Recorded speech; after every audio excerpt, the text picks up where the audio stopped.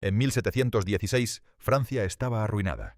El reinado de Luis XIV había terminado dejando tras de sí guerras caras, deudas enormes y un sistema fiscal incapaz de sostener al Estado. La moneda metálica era escasa, la recaudación era ineficiente y la confianza en las finanzas reales estaba por los suelos. En medio de ese panorama aparece una figura singular, John Law.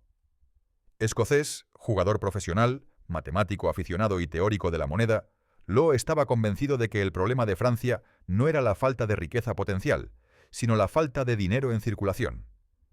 Pensaba que un sistema basado en papel moneda respaldado por activos y gestionado por un banco podría reactivar el comercio, pagar las deudas y devolver la prosperidad al reino.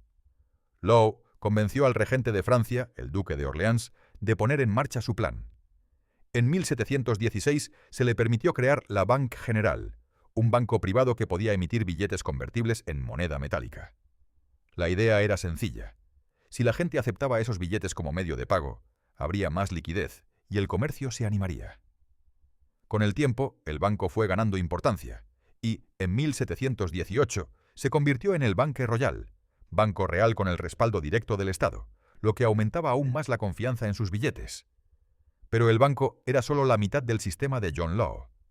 La otra mitad sería una compañía comercial gigantesca, que concentrara y explotara los privilegios económicos de Francia en ultramar.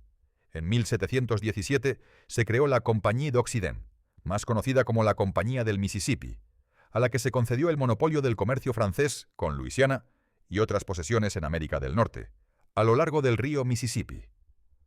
Luisiana se presentaba como una tierra de riqueza casi ilimitada.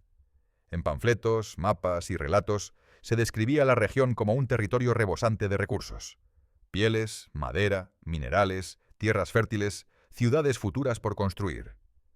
Para un público francés que conocía poco de la realidad geográfica y climática de la zona, esas historias alimentaban la imaginación. A partir de ahí, Law fue ampliando su proyecto.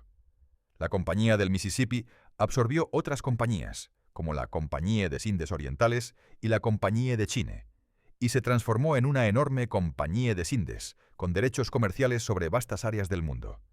Al mismo tiempo, se le asignó un papel central en la gestión de la deuda del Estado francés. El mecanismo era parecido al de la South Sea Company británica, pero más ambicioso. Los tenedores de deuda pública podían entregar sus títulos y recibir a cambio acciones de la compañía. De este modo, el Estado consolidaba su deuda y la compañía se convertía en el vehículo a través del cual se financiaba el gobierno. Para hacer atractiva esta conversión, la compañía ofrecía perspectivas de beneficios futuros del comercio con las colonias y rentas procedentes de impuestos arrendados. La clave estaba en que tanto el banco como la compañía estaban bajo la influencia de John Law. El banco emitía billetes que podían usarse para comprar acciones de la compañía y la subida de las acciones reforzaba la percepción de riqueza, lo que a su vez animaba a más gente a utilizar el papel moneda. Se creó un circuito en el que crédito, acciones y deuda pública se alimentaban mutuamente. En 1719 y 1720, París vivió una auténtica fiebre especulativa. Las acciones de la Compañía del Mississippi se dispararon de precio. Lo que al principio era una operación para reorganizar la deuda y financiar el comercio, se convirtió en una burbuja bursátil de grandes proporciones. Inversores de todo tipo, desde aristócratas hasta burgueses y pequeños ahorradores, acudían a la Rue Quincampoix, la calle del centro de París, donde se concentraban las transacciones de acciones, para comprar y vender títulos de la compañía. Los relatos de la época describen una atmósfera casi febril. Oficinas improvisadas, corredores negociando en la calle, carros bloqueando el paso, gente que abandonaba sus negocios habituales para dedicarse a la especulación. Las historias de fortunas, hechas en poco tiempo, circulaban por toda la ciudad. La idea de que las riquezas del Mississippi y del comercio global respaldaban esas acciones hacía que muchos creyeran que la subida de precios tenía fundamento. Al mismo tiempo, el banco seguía emitiendo grandes cantidades de papel moneda. Esos billetes facilitaban la compra de acciones y permitían que los precios siguieran subiendo. Para muchos, el sistema parecía perfecto. El Estado financiado, el comercio en expansión, la bolsa en auge y una nueva era de prosperidad basada en el crédito y en el papel moneda. Sin embargo, bajo esa fachada brillante había problemas importantes. La realidad económica de Luisiana estaba muy lejos de las descripciones idílicas. La colonia era en gran parte un territorio poco desarrollado, con climas difíciles, enfermedades y una población europea limitada. Los beneficios comerciales eran modestos y no justificaban las expectativas desorbitadas que se habían creado. Además, la emisión de papel moneda crecía muy rápido. A medida que el banco emitía más billetes para sostener las operaciones y las compras de acciones, la cantidad de dinero en circulación aumentaba y empezaron a aparecer presiones inflacionistas. Los precios internos comenzaron a subir, y algunos observadores empezaron a preguntarse cuánto valían realmente esos billetes si todos intentaban convertirlos en metal al mismo tiempo. El sistema dependía críticamente de la confianza. Mientras la gente creyera que el papel emitido por el banco tenía respaldo suficiente y que la compañía generaría beneficios futuros, el mecanismo podía funcionar. Pero si la confianza se debilitaba, el mismo aparato que sostenía la burbuja podía precipitar el colapso. En 1720 empezaron a aparecer las primeras señales de tensión. Algunos grandes tenedores de acciones decidieron tomar beneficios y vender parte de sus posiciones. Otros empezaron a intentar convertir billetes en metal. Para evitar una salida masiva de oro y plata, las autoridades tomaron medidas como limitar la cantidad de metal que podía retirarse y obligar a usar el papel en determinadas transacciones. Esas restricciones, en lugar de tranquilizar, aumentaron las dudas. Si el papel era tan sólido, ¿por qué había que impedir convertirlo en moneda metálica? La sospecha de que circulaba demasiado papel en relación con las reservas reales fue ganando terreno. A medida que crecían las dudas, algunos empezaron a vender acciones de la compañía para asegurarse beneficios mientras aún había compradores dispuestos. La subida casi vertical de los meses anteriores se frenó y luego se invirtió. La caída de las acciones debilitaba el atractivo del sistema de Law, porque una parte fundamental de su promesa era que esas acciones representaban riqueza futura sólida.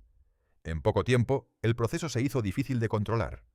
La gente quería desprenderse de las acciones y, al mismo tiempo, convertir sus billetes en algo más tangible.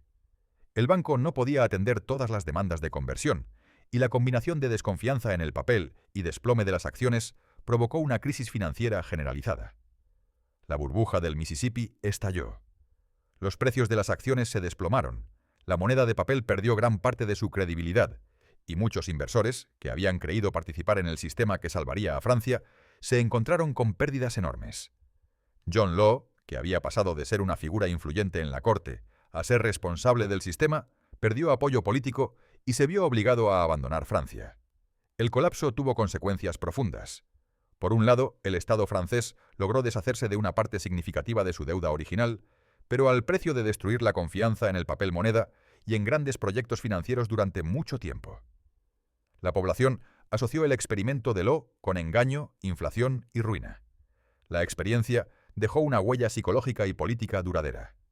Durante décadas hubo gran resistencia en Francia a aceptar la idea de bancos emisores de billetes y a confiar en esquemas financieros complejos. La palabra Mississippi se convirtió en sinónimo de promesas exageradas y de castillos construidos sobre expectativas más que sobre realidades. Los historiadores han debatido si el sistema de John Law estaba condenado desde el principio o si, con restricciones más severas a la emisión de papel y expectativas más realistas sobre las colonias, podría haber funcionado. Lo que parece claro es que la combinación de un banco capaz de crear dinero, una compañía con privilegios extraordinarios, la conversión masiva de deuda del Estado en acciones y una campaña de propaganda muy eficaz creó un entorno perfecto para una burbuja. La burbuja del Mississippi fue, junto con la de los mares del sur en Inglaterra, uno de los grandes experimentos financieros de principios del siglo XVIII y uno de sus grandes fracasos. Mostró el poder de la innovación financiera para reorganizar la deuda y estimular el comercio, pero también el riesgo de llevar esas innovaciones demasiado lejos, demasiado rápido y con demasiada confianza en que los precios seguirían subiendo indefinidamente. La lección principal que suele extraerse es sencilla. Un sistema que combina creación de dinero, activos difíciles de valorar y promesas de riqueza futura puede funcionar mientras la confianza se mantiene, pero se vuelve extremadamente frágil cuando esa confianza se rompe. Y la historia del Mississippi, igual que la de otras burbujas, recuerda que la distancia entre el gran plan y el gran desastre a menudo es mucho menor de lo que parece. Si te interesa seguir explorando estos episodios, la burbuja del Mississippi encaja en la misma serie que la tulipomanía, los mares del sur y el crack de 1929. Cada una tiene sus particularidades, pero todas comparten la misma tensión entre promesas de riqueza fácil y los límites de la realidad económica.